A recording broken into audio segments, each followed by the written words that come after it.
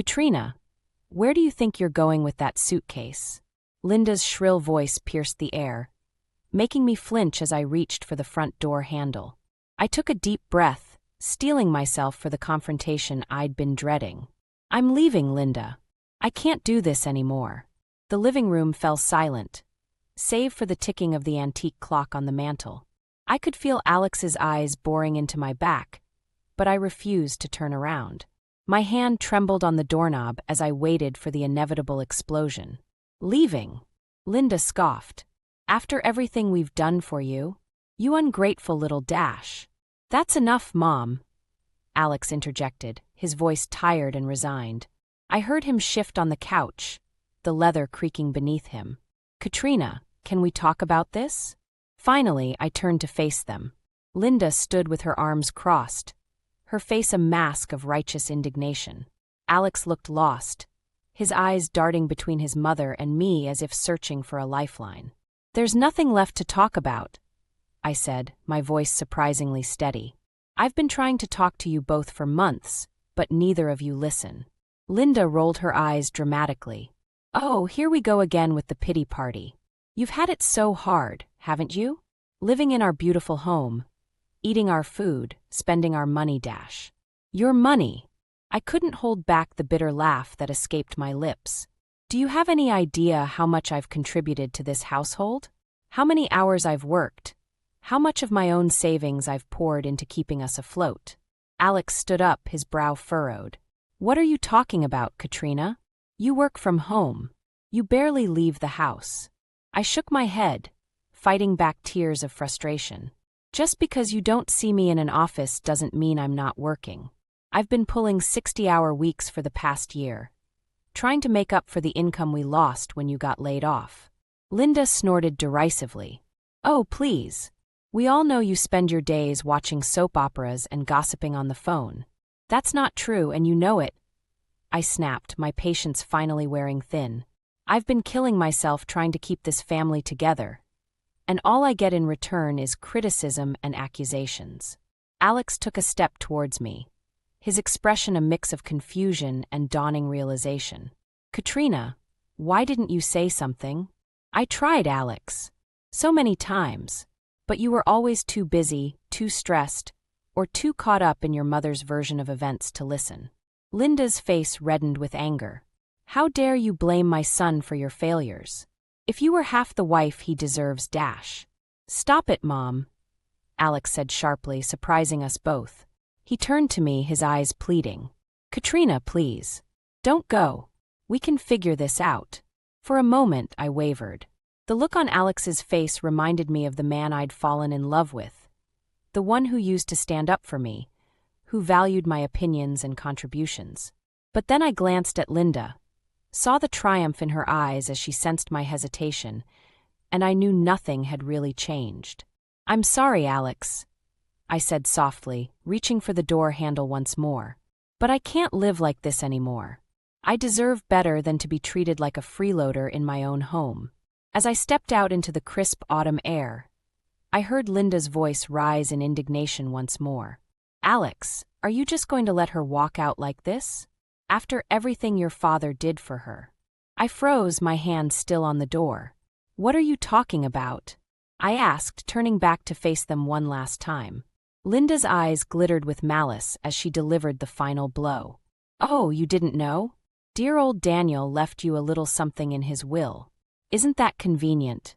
The world seemed to tilt on its axis as I processed her words. Daniel, my kind-hearted father-in-law who had passed away just months ago, had left me an inheritance? But why? And why was I only hearing about this now? As the door swung shut behind me, I realized that my departure was just the beginning. There were secrets lurking beneath the surface of this family, and I was determined to uncover the truth, no matter the cost. I collapsed onto the lumpy motel bed, my mind reeling from the day's events. The cheap floral comforter scratched against my skin, a stark reminder of how far I'd fallen. Just yesterday I was in my own home. Now I was a refugee in a roadside motel, with nothing but a suitcase and a head full of questions. My phone buzzed incessantly on the nightstand. Alex's name flashed across the screen, accompanied by a string of missed calls and text messages. I ignored them all, focusing instead on the last words Linda had hurled at me before I left. "Daniel left you something in his will."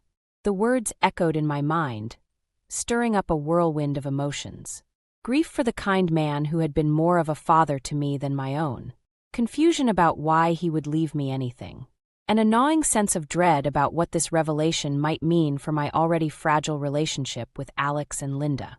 A knock at the door startled me from my thoughts. I approached cautiously, peering through the peephole. My heart skipped a beat when I saw Alex standing there, looking disheveled and distraught.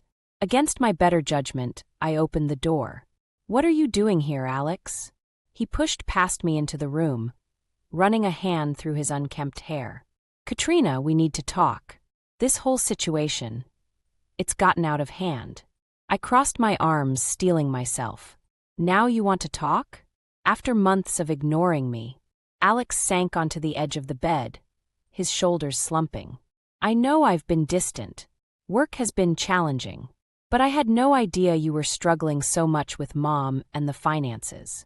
"That's because you never asked," I said, my voice sharp with hurt. "You were too busy trying to please your mother to notice what was happening right in front of you." He flinched at my words. "That's not fair. I was trying to keep the peace, Dash. By letting her walk all over me?" I interrupted. "By dismissing my concerns every time I tried to talk to you about our money problems?" Alex's face clouded with confusion. "What money problems? Mom said we were fine." I laughed bitterly. "Of course she did. Did you ever actually look at our bank statements? Or did you just take her word for it?" His silence was answer enough. I shook my head, disappointment settling like a weight in my chest. "Do you know how many nights I stayed up, crunching numbers, trying to figure out how to make ends meet? All while you and Linda acted like everything was perfect." I had no idea," Alex stammered. "Why didn't you tell me?" "I tried." I exploded, years of pent-up frustration pouring out. "I tried so many times, Alex. But you always had an excuse. You were too tired, too stressed, too busy. And when I did manage to bring it up, you'd brush it off, telling me not to worry." Alex stood up, reaching for me. "Katrina, I'm sorry. I should have listened. We can fix this. Come home, and we'll figure it out together." I stepped back out of his reach. "It's not that simple. This isn't just about money. It's about trust, respect, and partnership. All the things our marriage has been lacking for years." His face fell, and for a moment, I saw a glimmer of the man I'd fallen in love with. But then his expression hardened. "Is this about what Mom said? About Dad's will?" I tensed, sensing the conversation was about to take a dangerous turn. "What about it?" Alex's eyes narrowed. "Did you know? Is that why you were so attentive to him in those last months?" The accusation hit me like a slap. "How dare you?" I whispered, my voice trembling with rage. "I loved your father. He was kind to me when the rest of you treated me like an outsider. I had no idea about any inheritance. Then why would he leave you anything?" Alex demanded. "It doesn't make sense." I threw my hands up in exasperation. "I don't know, Alex. Maybe because he saw how hard I was working to keep this family afloat, while you and your mother buried your heads in the sand." The silence that followed was deafening. Alex stared at me, a mix of hurt and anger in his eyes. Finally, he turned towards the door. "I think I should go." As he reached for the handle, I called out, "Alex, wait." He paused, looking back at me with a glimmer of hope. But I steeled myself against it. "I want to see the will. All of it. I deserve to know the truth." He nodded stiffly. "I'll have the lawyer send you a copy." And with that, he was gone, leaving me alone with more questions than answers and a sinking feeling that this was only the beginning of a long and painful battle. The next morning, I woke to the harsh buzz of my phone alarm. My eyes felt gritty from a night of fitful sleep, but I had work to do. I couldn't afford to let my personal life interfere with my job, especially now. I set up my laptop on the rickety motel desk and dove into my work, grateful for the distraction. Hours passed in a blur of spreadsheets and client calls. It wasn't until my stomach growled loudly that I realized I'd worked straight through lunch. Just as I was contemplating a trip to the vending machine, my phone rang. It was Alex. I hesitated before answering. "Hello.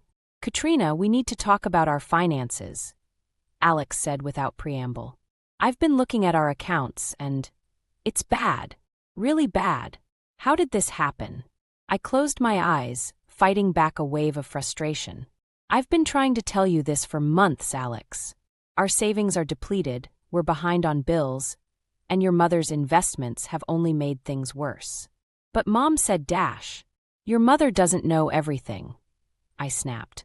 "Or maybe she does and she's been lying to you. Either way, we're in trouble." There was a long pause before Alex spoke again.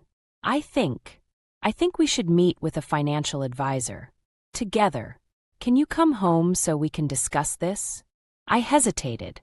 Part of me wanted to jump at the chance to finally address our money problems. But another part, the part that remembered years of being ignored and dismissed, held me back. "I don't think that's a good idea right now, Alex," I said slowly. "I need some space to think. But I agree we need professional help. Why don't you set up an appointment and I'll meet you there?" Alex sighed heavily. "Fine. I'll call around and let you know."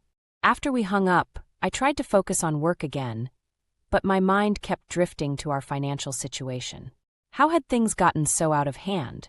And more importantly, how had Alex remained so oblivious? Later that afternoon, as I was finishing up a project, there was a knock at my door. Thinking it might be the motel staff, I opened it without checking. I froze when I saw Linda standing there, her face a mask of barely contained fury. "Well," she said, pushing past me into the room. "I hope you're happy now. You've got Alex questioning everything, digging through our personal finances like some kind of detective." I crossed my arms, steeling myself. "Good. It's about time he started paying attention to what's really going on." Linda's eyes narrowed. "What's that supposed to mean?" "It means I'm done covering for you, Linda," I said, my voice steady despite my racing heart. "I'm done pretending everything's fine when we're drowning in debt. I'm done watching you manipulate Alex and waste what little money we have left." "How dare you?" Linda sputtered. "After everything we've done for you, Dash. What exactly have you done for me?" I interrupted. "Besides criticize my every move, undermine my marriage, and nearly bankrupt us with your harebrained investment schemes?" Linda's face turned an alarming shade of red. "You ungrateful little Dash." She stopped abruptly, her eyes landing on my open laptop. "What's this?" Before I could stop her, she'd crossed to the desk and was peering at my screen. "You're working? All this time you've been working." "Of course I've been working," I said, exasperated. "I've told you and Alex countless times that I have a job. A good job that's been keeping us afloat, while you've been bleeding us dry." Linda spun to face me, her expression a mix of shock and something else. Was it guilt? But Alex said. "Alex doesn't know," I said quietly. "Because neither of you ever bothered to ask or listen when I tried to tell you." For a moment, Linda seemed at a loss for words. Then her face hardened once more. "This doesn't change anything. You're still the one who's tearing this family apart." As she stormed out of the room, slamming the door behind her, I sank onto the bed, my hands shaking. I'd finally stood up to Linda, said all the things I'd been holding back for years. But instead of feeling triumphant, I just felt hollow. My phone buzzed with a text from Alex. "Financial advisor appointment set for tomorrow at 2 p.m. Will you be there?"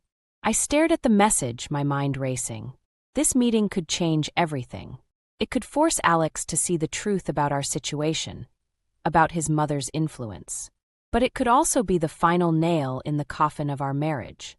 With a deep breath, I typed my reply, "I'll be there." I arrived at the financial advisor's office 15 minutes early, my stomach in knots. As I sat in the waiting room, I couldn't help but replay the events of the past few days in my mind. The confrontations with Alex and Linda, the revelations about our dire financial situation, and the looming question of Daniel's will all swirled together in a dizzying mix of anxiety and determination. The door opened and Alex walked in. He looked haggard, with dark circles under his eyes and his usually crisp shirt wrinkled. Our eyes met, and for a moment I saw a flicker of the man I'd married. Vulnerable, uncertain, and in need of support. But then his gaze hardened, and he sat down across from me without a word. The financial advisor, a no-nonsense woman named Ms. Patel, ushered us into her office. As we settled into our seats, she fixed us with a stern look. "Mr. and Mrs. Thompson, I've reviewed your financial documents, and I must say, I'm deeply concerned. Your situation is far more precarious than I initially thought." Alex shifted uncomfortably. "How bad is it?" Ms. Patel pulled out a stack of papers. "You're on the brink of bankruptcy. Your savings are depleted, you've maxed out multiple credit cards, and you're behind on your mortgage payments. But what's most alarming are these series of high-risk investments made over the past year. They've resulted in significant losses." I watched as the color drained from Alex's face. "That can't be right," he mumbled. "Mom said those investments were solid." Ms. Patel raised an eyebrow. "Your mother is making investment decisions for you? She's been helping us manage our finances," Alex explained weakly. I couldn't hold back any longer. "No, Alex. She's been mismanaging our finances. I've been trying to tell you this for months." Ms. Patel looked between us, her expression grave. "Mrs. Thompson, were you aware of these investments?" "No," I said firmly. "I've been completely shut out of all financial decisions. I've been working overtime just to keep us afloat, but every time I tried to discuss our money problems with Alex or Linda, I was dismissed or ignored." Alex's head snapped up. "That's not true. You never said anything." "I said plenty," I retorted, years of frustration bubbling to the surface. "But you were too busy listening to your mother to hear me. Do you have any idea how hard I've been working? How many sleepless nights I've spent trying to figure out how to pay our bills?" Ms. Patel held up a hand. "Please, let's focus on the matter at hand. Your financial situation is critical. Without immediate action, you're looking at foreclosure and potentially bankruptcy within the next few months."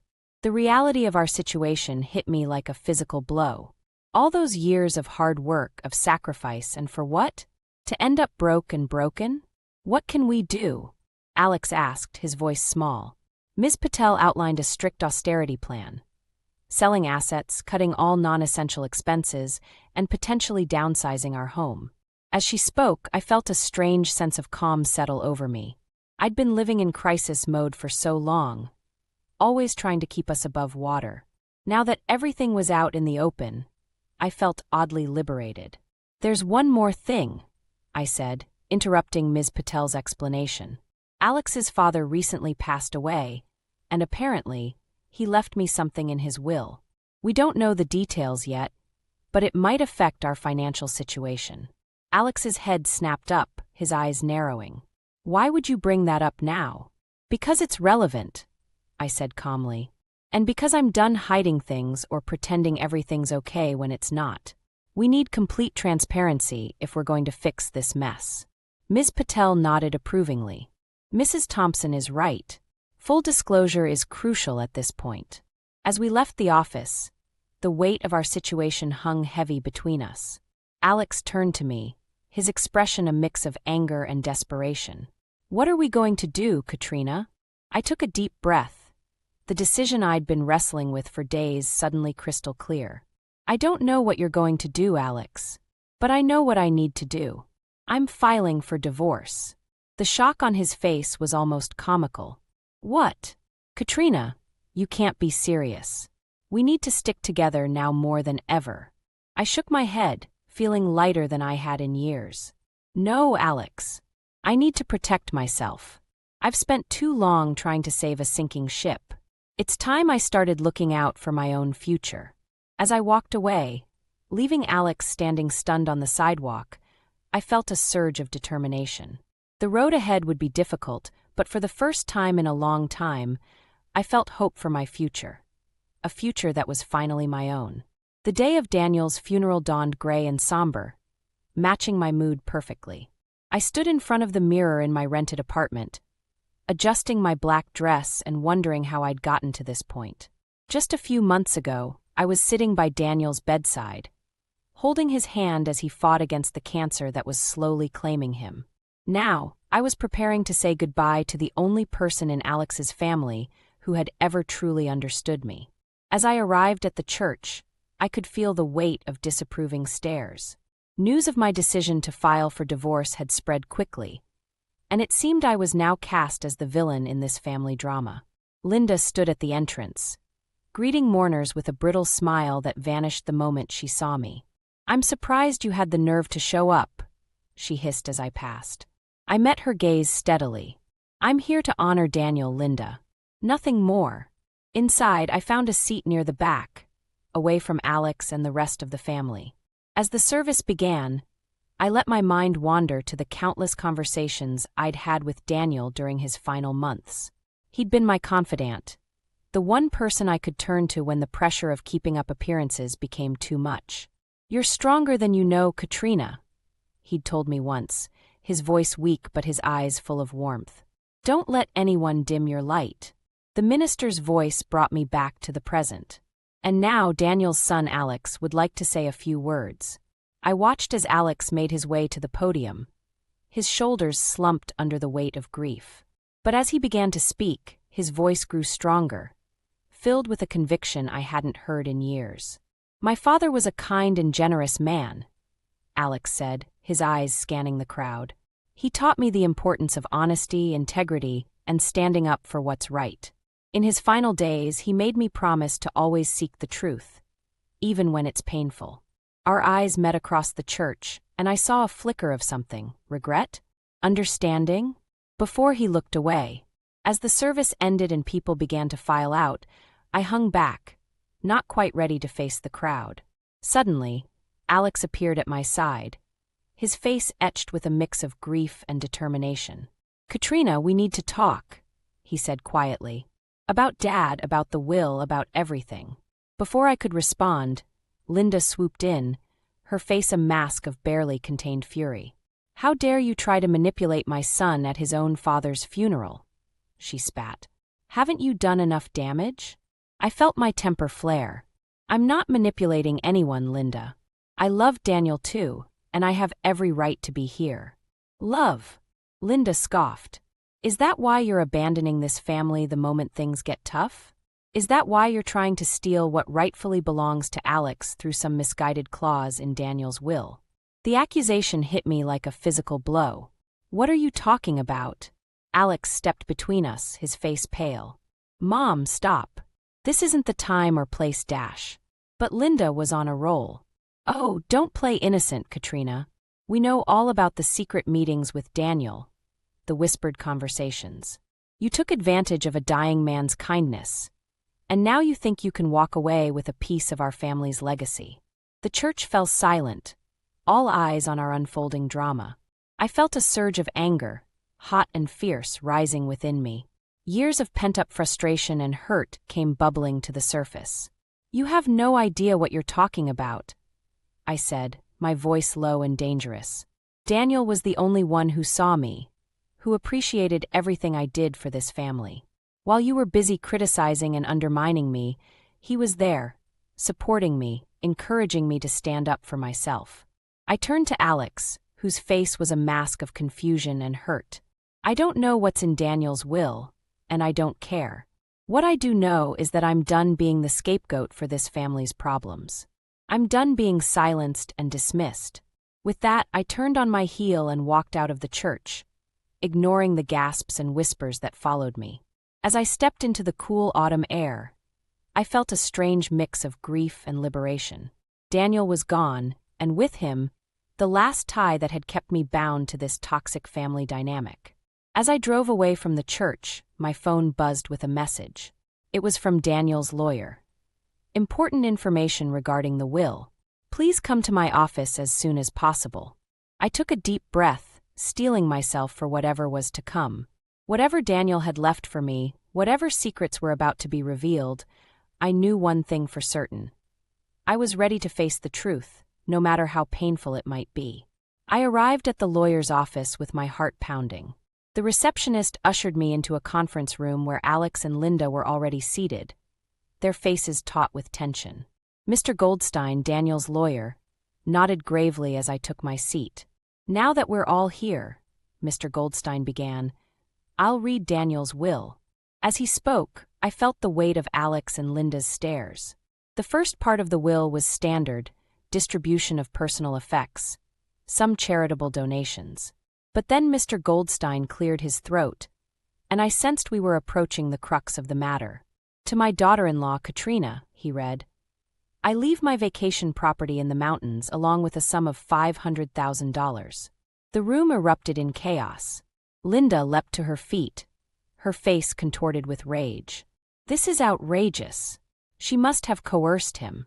Alex sat in stunned silence, his eyes darting between me and the lawyer. I felt a mix of shock and vindication washing over me. Mr. Goldstein raised his hand for silence. "There's more." Daniel left a letter explaining his decision. As he read Daniel's words, I felt tears welling up in my eyes. Daniel spoke of his admiration for my dedication to the family, my tireless work ethic, and the kindness I had shown him in his final months. He acknowledged the strain I had been under and expressed his hope that this inheritance would give me the freedom to build a happier life. "You manipulative witch." Linda spat as Mr. Goldstein finished reading. "You turned Daniel against us in his weakest moments." I stood up, my voice steady despite my racing heart. "I did no such thing. Daniel saw what the rest of you refused to see. That I've been killing myself trying to keep this family afloat while you buried your heads in the sand." Alex finally spoke, his voice trembling. "Katrina, how could you? We're supposed to be partners. How long have you been planning this?" "Planning?" I laughed bitterly. "Alex, I had no idea about any of this. But maybe if you had paid attention to me, to our marriage, to our finances, Daniel wouldn't have felt the need to do this." Mr. Goldstein intervened, his tone professional but firm. "I can assure you that Daniel was of sound mind when he made these decisions. He was quite clear about his reasons." Linda wasn't finished. "We'll contest this. We'll prove she unduly influenced him." "You're welcome to try," Mr. Goldstein replied calmly. "But I must warn you." Daniel anticipated this reaction. He left extensive documentation of his reasoning, including video recordings of your interactions with Katrina over the years. He was quite thorough in building his case. The blood drained from Linda's face. Alex looked like he might be sick. I stood up, suddenly feeling claustrophobic. "I need some air." As I reached the door, Alex called out, "Katrina, wait. We need to talk about this."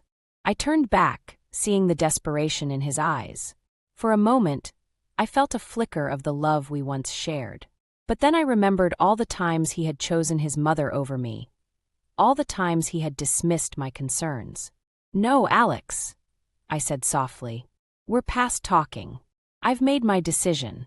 I'm moving forward with the divorce." Linda's shrill voice followed me as I walked out. "You'll regret this, Katrina. We'll make sure you don't see a penny of that money." In the hallway, I leaned against the wall, my legs shaking. Daniel's final gift had given me the means to escape, but it had also unleashed a storm that threatened to engulf me. As I stood there, trying to catch my breath, my phone buzzed with a text from an unknown number. "I have information about Daniel's last days that you need to know. Meet me at the Blue Crow Cafe at 7 p.m. Come alone." I stared at the message, my mind racing. Who could it be? What more secrets could possibly be lurking in the shadows of this family drama? As I left the building, I felt like I was standing on the edge of a precipice, with no idea what awaited me on the other side. But one thing was certain: there was no turning back now. The Blue Crow Cafe was nearly empty when I arrived, my nerves on edge.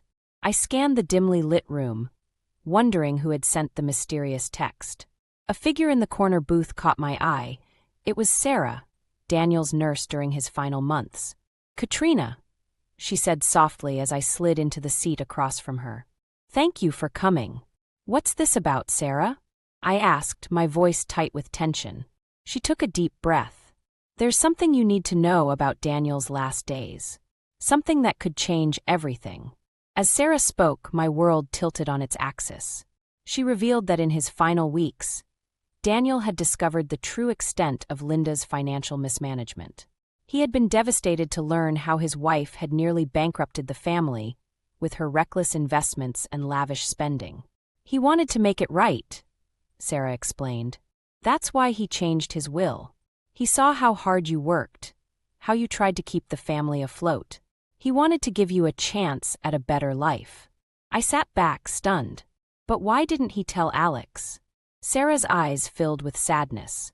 He tried, but Alex, he couldn't accept it. He chose to believe his mother's lies rather than face the truth. As I left the cafe, my mind reeling, my phone buzzed. It was Alex. We need to talk. Now. 30 minutes later, I found myself back in our old house, facing Alex and Linda across the kitchen table. The air was thick with tension. We've been going through Dad's papers. Alex began, his voice strained.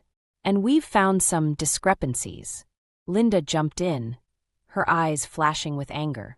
You've been embezzling from the family business, haven't you? That's how you've managed to keep up your little charade of being the perfect wife. I felt a surge of rage so intense it nearly took my breath away. How dare you? I hissed. After everything I've done for this family, after all the sacrifices I've made. Sacrifices? Linda scoffed. You've been living off our generosity for years. I slammed my hand on the table, making them both jump. Your generosity? I've been working 60-hour weeks trying to keep this family from financial ruin. And do you know why? Because your reckless spending and failed investments have nearly bankrupted us. Alex's face paled. What are you talking about? I took a deep breath, steeling myself. Daniel knew Alex. He found out before he died. That's why he changed his will. He wanted to give me a chance to escape the mess you two have created. Linda's face contorted with fury. You lying little dash. Enough! I shouted, years of pent-up frustration pouring out. I'm done being your scapegoat. I'm done sacrificing my happiness, my dreams, my very self for a family that doesn't appreciate me. I'm filing for divorce, and I'm taking what Daniel left me. Alex reached out, his eyes pleading. Katrina, please. We can work this out. We're family. I looked at him, really looked at him, and felt the last shred of love I had for him wither away. No, Alex. We're not family. We haven't been for a long time. As I turned to leave, Linda's voice, cold and threatening, stopped me in my tracks. If you walk out that door, you'll regret it. We'll fight you every step of the way. You'll never see a penny of that inheritance. I faced her one last time, my voice steady despite the storm of emotions raging inside me. Bring it on, Linda. I'm not afraid of you anymore. With that, I walked out, slamming the door behind me. As I got into my car, my hands shaking, I realized I had just burned the last bridge connecting me to my old life. The road ahead was uncertain, filled with legal battles and emotional turmoil. But for the first time in years, I felt truly free. My phone buzzed with a text from my lawyer. Received notice of contest from Thompson family. This is going to be a tough fight. Are you sure you want to proceed? I took a deep breath, my resolve hardening. Everything I had worked for, everything Daniel had tried to give me was at stake. But I was done being a victim. It was time to fight for my future. With steady fingers, I typed my response. Yes, let's do this. As I drove away from the house that had been my prison for so long, I felt a mix of terror and exhilaration. The battle of my life was just beginning, but for the first time, I was ready to face it head-on. The courtroom fell silent as the judge cleared her throat. After months of bitter legal battles, accusations, and revelations, it all came down to this moment. I sat at the plaintiff's table, my hands clasped tightly in my lap, while Alex and Linda glowered from across the aisle. In the matter of Thompson versus Thompson, the judge began. This court finds in favor of the plaintiff, Katrina Thompson. A collective gasp rippled through the courtroom. I felt a wave of relief wash over me, so powerful it nearly brought me to my tears. The judge continued. The will of Daniel Thompson stands as written. Furthermore, This court finds evidence of financial mismanagement by Linda Thompson. She is hereby ordered to repay the family business the sum of $1.2 million. Linda's face turned ashen. Alex looked like he might be sick, but I felt nothing but a profound sense of vindication. As we filed out of the courtroom, Alex approached me, his eyes pleading. "Katrina, please. We're ruined. Mom's broke, the business is in shambles. We need your help." For a moment, I felt a flicker of the old compassion I used to have for him. But then I remembered all the times he'd chosen his mother over me, all the years of neglect and dismissal. "I'm sorry, Alex," I said, my voice firm, "but you made your choice a long time ago. It's time for you to face the consequences of your actions." With that, I walked away, leaving my old life behind for good. Months passed. I moved into the mountain cabin Daniel had left me, using it as a retreat to heal and rediscover myself. I threw myself into my work, building my own consulting business from the ground up. Slowly but surely, I began to feel like myself again, stronger, more confident, and truly happy for the first time in years. It was on a crisp autumn morning, as I sat on the cabin's porch with a steaming mug of coffee, that I received the email. It was from Alex. "Katrina," it read, "I owe you an apology. A big one. I've spent the past few months in therapy, trying to understand how I let things get so bad between us. I see now how blind I was, how I let Mom manipulate me and push you away. I'm not asking for forgiveness. I know I don't deserve it. But I wanted you to know that I'm sorry, truly sorry for everything." I sat back, letting out a long breath. The anger and resentment I'd carried for so long seemed to dissipate, leaving behind a sense of peace I hadn't expected. As if on cue, I heard the crunch of tires on gravel. Michael's car pulled up, and he stepped out, his face breaking into a warm smile when he saw me. Michael had come into my life unexpectedly, a kind and supportive presence who appreciated me for who I was. With him, I never felt like I had to dim my light or shrink myself to fit someone else's expectations. "Ready for our hike?"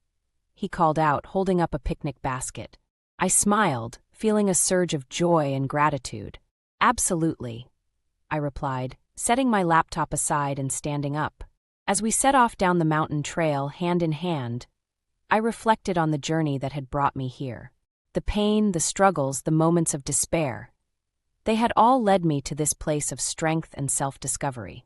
I thought of Linda and Alex, facing the consequences of their actions. I thought of Daniel, whose final act of kindness had given me the means to break free. And I thought of myself, the woman I used to be and the woman I had become. The path ahead was clear and bright, full of possibilities. For the first time in my life, I was truly free to be myself, to pursue my dreams without fear or guilt. As Michael and I reached the summit, looking out over the breathtaking vista, I felt a profound sense of peace settle over me. This was my life now, on my terms, filled with love, respect, and endless potential. And I was ready to embrace every moment of it. "Beautiful, isn't it?"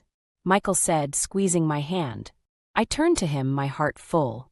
"It really is," I replied, knowing I wasn't just talking about the view. As we sat down to our picnic, the sun warm on our faces and the future stretching out before us, I knew that this was just the beginning of a whole new chapter. And this time I was the author of my own story.